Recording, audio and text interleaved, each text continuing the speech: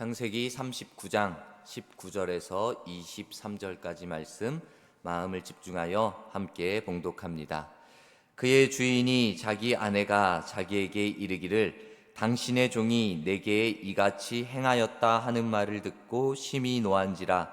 이에 요셉이 주인이 그를 잡아 옥에 가두니 그 옥은 왕의 제수를 가두는 곳이었더라. 요셉이 옥에 갇혔으나 여호와께서 요셉과 함께 하시고 그에게 인자를 더하사 간수장에게 은혜를 받게 하시매 간수장이 옥중 제수를 다 요셉의 손에 맡김으로 그 재반 사물을 요셉이 처리하고 간수장은 그의 손에 맡긴 것을 무엇이든지 살펴보지 아니하였으니 이는 여호와께서 요셉과 함께 하심이라.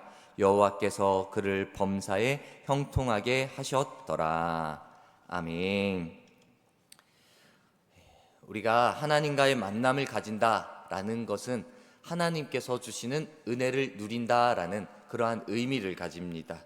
인생을 살아가며 상황이나 사건, 환경, 사람들을 쳐다보면은 하나님의 은혜를 받기 힘들 때가 있습니다. 하지만 우리가 하나님을 만나기를 사모하고 하나님을 향한 시선을 분명히 한다면은 하나님의 은혜가 우리에게 있음을 생각할 수 있고 그리고 그 은혜를 누릴 수가 있는 것입니다. 주님을 향한 시선이 분명하다라는 것, 이것은 우리에게 낙심이 올 때도, 우리에게 고난이 올 때도, 그리고 우리가 피곤할 때도 주님만을 의지하고 주님만을 신뢰한다라는 것을 의미하는 것입니다. 우리 어떠한 환경에서도 주님을 바라보는 시야가 흐려지지 않는다면은 어느 순간에 하나님의 음성이 임하고 그리고 하나님께서 주시는 능력입니다. 하나님께서 이겨나갈 수 있는 지혜와 능력을 우리에게 허락해 주실 것입니다. 우리의 삶에 이러한 하나님의 은혜를 경험하기 위하여서 우리는 날마다 하나님만을 바라보는 그 시선과 그리고 그 시간이 필요한 것입니다. 시선이라는 것이 우리의 이 눈, 육체의 시선을 의미하는 것이 아닙니다. 우리의 눈은 무엇인가를 바라보는 데 쓰이지만 그것을 바라보는 데도 분명히 한계가 있습니다. 먼저 본다면 우리의 눈 아무리 해도 우리의 눈은 180도 밖에 바라보지 못합니다. 당장에 내가 내 뒤를, 고개를 돌려 뒤를 바라보지 않는다면 지금 내 뒤에 무엇이 있는지, 누가 있는지 볼 수가 없는 것입니다. 눈이 아무리 좋은 사람이라 할지라도 1km쯤 되는 멀리 있는 그 물건을 보면서 저 물건이 무엇이다 라고 맞힐 수가 없는 것입니다. 이렇게 사람의 눈에는 제한과 한계가 있습니다. 또 육체의 눈 말고도 우리가 생각하고 보지 않아도, 우리의 눈으로 보지 않아도 볼 수 있는 것들 또한 있습니다. 그것은 내가 경험한 것, 내가 배운 것, 그것들을 통하여서 볼 수 있는 지식적인 것들도 분명히 있습니다. 하지만 이것 또한 제한과 한계가 있는 것입니다. 내가 배운 것, 내가 습득한 것, 그리고 내가 경험한 것, 그것에 한해서만 내가 이것을 생각하고 볼 수가 있는 것입니다. 지금 우리가 하나님을 바라보아야 된다고 말씀을 드렸는데 지금 필요한 하나님을 바라보는 시선은 우리의 육적인 눈이나 우리의 경험, 지식적인 눈이 아니라 하나님을 향한 영적인 눈, 영적인 시선이 필요한 것입니다. 이 영적인 눈은 고개를 돌리지 않아도 볼 수 있는 것입니다. 우리가 배우지 않아도 경험하지 않아도 그것은 볼 수 있는 것입니다. 이것은 지식이 없어도 하나님께서 우리에게 깨닫게 해주신다면은 그것은 볼 수 있는 것입니다. 우리가 이제 영혼의 눈을 들어, 영적인 눈을 들어 하나님만을 바라보아야 하는 것입니다. 오늘 우리가 창세기의 말씀을 읽었습니다. 창세기에 나오는 이 요셉이 하나님을 향한 시선을 분명히 했던 사람이었습니다. 사실 요셉은 낙심할 만한 상황과 형편, 그런 인생을 살아왔습니다. 우리는 요셉을 생각할 때 어렸을 때 채색 옷을 입고 아버지의 사랑을 받았던 모습을 먼저 생각합니다. 그리고 노예로 팔려갔지만 그곳에서 바로의 친위대장 집에서 인정받고 그 집의 모든 일을 맡아서 처리하는 가정 총무의 모습 또한 생각할 수 있습니다. 그리고 그의 인생 마지막에는 애굽의 총리라는 그 높은 자리에 올라가는, 그래서 우리는 생각합니다. 성경에도 많이 나오는 형통의 사람이구나 라는 그 잘 풀린 사람으로 생각하기가 쉽습니다. 맞습니다. 그의 인생 가운데 그의 삶에 하나님께서 말씀하신 형통하였더라 라고 본다면은 그는 형통의 사람이었습니다. 하지만 그의 인생 자체만을 본다면은 그의 인생은 잘 풀린 사람은 결코 아니었습니다. 아버지의 사랑을 받았던 유년기를 뺀다면은 그는 형들에게 미움받고 팔려가고, 그리고 팔려간 곳에서도 인정받았다가 그 모함받고 감옥에 갇히는 그런 안타까운 인생, 억울한 인생을 살아갔던 사람이었습니다. 오늘 우리가 읽은 말씀에도 요셉의 암울한 상황과 모습이 나옵니다. 20절에 이에 요셉이 주인이 그를 잡아 옥에 가두니 그 옥은 왕의 제수를 가두는 곳이었더라 라고 요셉이 감옥에 갇혀있는 장면이 나오고 있습니다. 요셉이 처음에 애굽에 팔려올 때는 노예의 신분이었습니다. 그런데 노예였다가 그 친위대장 그 보디발에게 인정받습니다. 그래서 노예로서는 받을 수 없는 최고의 대우를 그가 받게 되어지는 것입니다. 좋은 대우를 받았습니다. 얼마나 인정을 받습니까? 이 사람이 정말 하나님이 함께 하시는 사람이구나 라고 그 보디발이 칭찬하고 찬사를 아끼지 않았습니다. 그런데 이 보디발이 자기의 아내의 말을만 듣고 그는 이 요셉을 이제 가두는 것입니다. 노예였었는데 이제는 노예에다가 죄인이라는 신분까지 더해져서 감옥에 갇혔던 것입니다.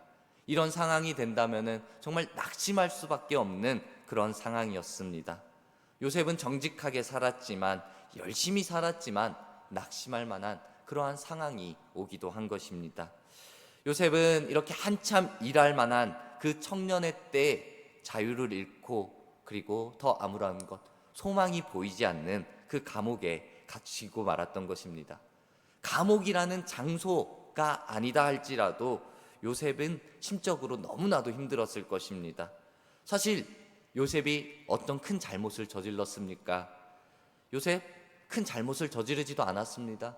그저 아버지에게 사랑받는다는 이유, 특별 대우 받는다는 이유로 형들에게 미움받고 팔려간 것도 억울한데 자신이 충성을 다하여 섬겼던 그 주인에게까지 모함받고 배신을 당하니 이 마음에 낙심과 좌절에 빠져서 헤어나오기가 너무나도 힘들었을 것입니다. 좌절을 이겨낼 수 있는 것이 쉽지가 않았을 것입니다. 그런데 이 요셉은 어떻게 이 낙심과 좌절의 상황 속에서 이겨낼 수 있었겠습니까? 그것은 분명합니다. 요셉은 끝까지 하나님을 신뢰하는 믿음, 그 신뢰하는 마음을 잃어버리지 않았기 때문입니다. 감옥이라는 절망적인 상황 속에서도 요셉은 하나님과의 함께 하심을 경험했고, 그리고 자신에게 맡겨진 일에 대해서 최선을 다하며 생활했던 것입니다. 이제 감옥에 갇혔지만 그 감옥에서도 간수장이 옥중의 제수를 다 요셉에게 맡기는 것입니다. 그리고 그 요셉에게 맡긴 일은 더 살펴보지도 않았다라는 것입니다. 이것이 무엇입니까? 그 간수장은 이 요셉을 완전히 신뢰했다라는 것입니다. 이 신뢰라는 것이 어디서부터 온 것이냐? 요셉이 하나님께 신뢰하고 믿음으로 그 일을 감당한 것으로부터 다른 사람에게까지 그 신뢰의 모습이 나타난 것입니다. 우리가 읽지는 않았지만 이제 이후에 나오는 말씀을 본다면은 요셉이 술 맡은 간원 그리고 떡 맡은 간원의 시중을 들면서 감옥에 생활을 합니다. 어느 날 그 두 간원들이 각기 다른 꿈을 꾸게 됩니다. 그때 요셉이 꿈을 해석하기에 앞서서 이런 말을 그들에게 합니다. 창세기 40장 8절에 보면요, 요셉이 그들에게 이르되 해석은 하나님께 있지 아니하니이까 청하건대 내게 이르소서라고 말합니다. 해석하기에 앞서서 내가 지금 해석을 할 것이지만 이 해석은 하나님께 있습니다라고 말을 하는 것입니다. 이것이 하나님을 전적으로 신뢰하는 요셉의 모습인 것입니다. 하나님의 주권을 인정하고 그분의 인도하심을 구하는 모습입니다. 이 모습을 통하여서 요셉이 낙심과 좌절의 상황 속에서도 하나님만을 신뢰하고 하나님의 말씀 앞에만 순종하겠습니다 라는 이 고백의 모습을 우리가 볼 수 있는 것입니다. 요셉, 하나님께 대한 분명한 믿음의 모습이 있었습니다. 오늘 우리가 읽은 말씀에서도 반복해서 나오는 말씀이 있습니다. 여호와께서 요셉과 함께 하시고, 그리고 이후에도 여호와께서 요셉과 함께 하심이라. 그 결과가 어떻습니까? 여호와께서 그를 범사에 형통케 하셨더라. 함께 하시고 범사에 형통케 하심, 이것이 하나님의 은혜였던 것입니다. 이 요셉은 알았던 것입니다. 하나님이 나와 지금 함께 하시는구나, 나를 형통케 하시는구나, 나에게 은혜를 베풀어 주시는구나 라는 것을 이 요셉이 알고 있었던 것입니다. 은혜를 베풀어 주시는 하나님, 그 하나님께서 천지를 창조하셨고 그리고 이 세상을 주관하시고 통치하시는 분이다. 그렇기 때문에 이 모든 것을 하나님께 맡겨야 된다, 하나님께 의탁해야 된다, 하나님만 신뢰해야 된다 라는 것을 요셉이 분명히 알고 있었던 것입니다. 하나님을 향한 이 분명한 믿음으로 낙심되는 상황 속에서도 하나님을 향한 시선을 바꾸지 않았던 것입니다. 우리 또한 요셉처럼 내 삶에 일어나는 일들이 하나님의 손에 달려있음을 생각하고, 그리고 우리의 삶의 주관자 하나님을 생각하며 하나님을 기억하고 잃어버려서는 안 되는 것입니다. 우리의 시선을 하나님께 두는 것, 이것이 세상에서 승리하는 방법이 되는 것입니다. 낙심이라는 것은 부정적인 단어입니다. 하지만 이것을 통하여서 때마다 하나님께서는 우리의 믿음을 성장시키기 위한 방법으로 사용하시는 것입니다. 세상 만사 좋은 일만 가득하고 내가 생각한 대로 일이 잘 풀리는 인생을 살아가는 사람은 결코 없을 것입니다. 만약에 많은 일들이, 대부분의 일들이 정말 내가 생각한 대로 잘 풀려진다면은 그 인생에는 하나님이 필요하지가 않을 것입니다. 그 사람은 교만할 것입니다. 하나님을 바라보지도 않고 그리고 하나님을 찾지도 않을 것입니다.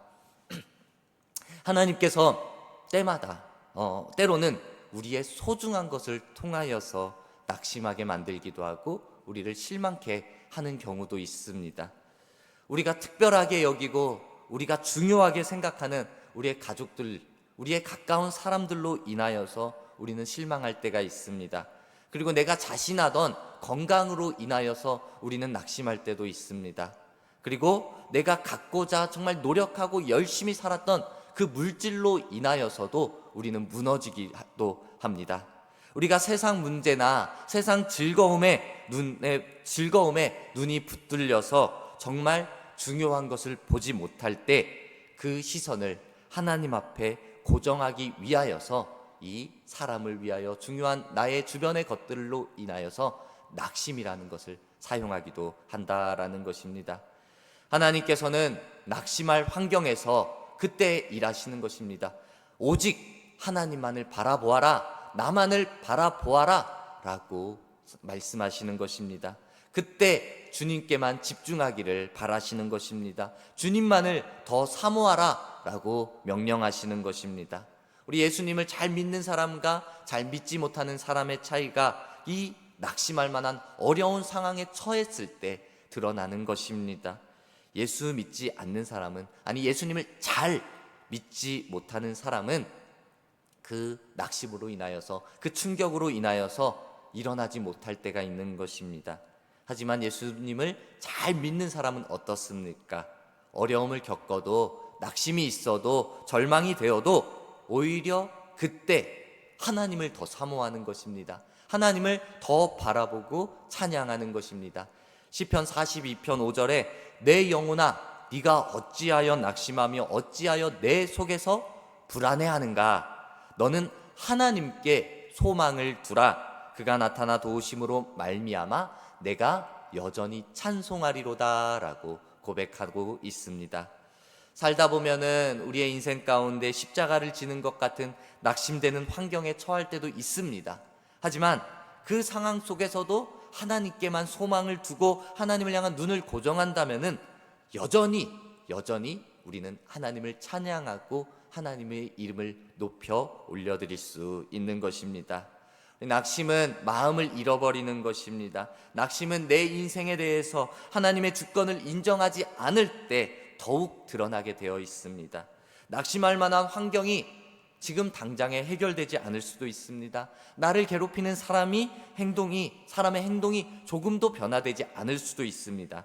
하지만 온 우주의 주권자 되신 그 하나님께만 순종하고 그 마음을 소망함으로 나아간다면은 그 주변의 환경이 바뀌어지는 것이 아니라, 사람이 바뀌어지는 것이 아니라 우리의 마음이 바뀌어지고 변화되어질 것입니다.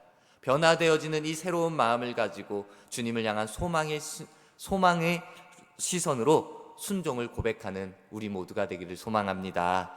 요셉은 감옥 같은 괴로움 속에서도, 그 묶여있는 인생 속에서도 억울함과 배신감을 경험하는 그런 인생 속에서도 하나님을 향한 소망과 시선을 결코 잃어버리지 않았습니다. 우리에게도 이러한 부정적인 것들로 낙심과 좌절을 경험했고, 그리고 이후로도 그 낙심과 좌절이 나타날 수도 있습니다. 그때 우리는 하나님을 향한 믿음으로 하나님을 향한 신뢰함을 더욱더 고백하며 나아갑시다. 그 고백할 때 승리할 수 있는 믿음을 하나님께서 허락해 주십니다.